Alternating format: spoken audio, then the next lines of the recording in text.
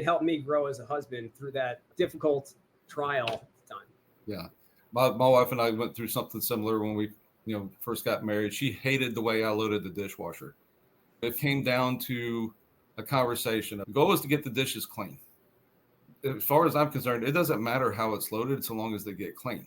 But this is what I did say. If you prefer it this way, I'll hand it over to you and let you load it the way that you want it, if that's going to make you happy. If it's not, then let me load it the way I want to load it and leave me be.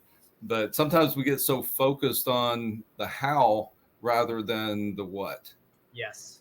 And I think that's, as leaders, as far as trusting your guys to get it done, like, you need to have a couple of like key elements that you need to see accomplished.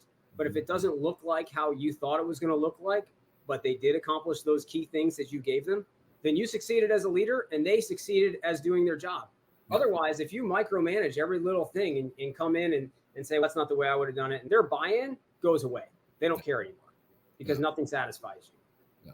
It's all about approach. You can say, hey, awesome job. I'm glad you got this done.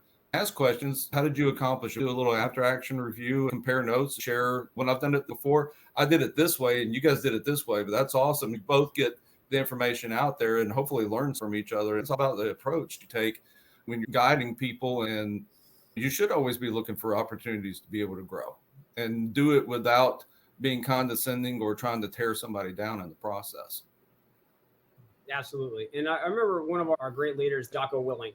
He was in charge of the training detachment. He's pretty well known now. What was so great about him was he would watch a plan unfold, and all the lower worker bees were assigned, okay, you plan the mission. You guys who have done one pump, you will start planning how you're going to execute this mission. Yeah. And then some more senior guys would come in and they fill in details that junior guys hadn't thought of yet. And that was how Jocko put out, that's the perfect answer. Because every time that next senior person comes in, they're not stuck down at nose level looking at all the details. So when they come in, they have a fresh perspective, ask a couple of questions, and they look like the tactical genius. What are we doing for a blocking position? Is it really that smart? Maybe the junior guys would have thought of it. As long as you as the chief back yourself out and then come in when everybody else is done, and you can think that way, you won't get lost in all these details. You can get that bigger perspective. And the higher up the chain you go, the bigger perspective you need. When you come in fresh like that, then it's way better. It's way better executed because the guys down at the lower level, they already thought this through. They already have buy-in.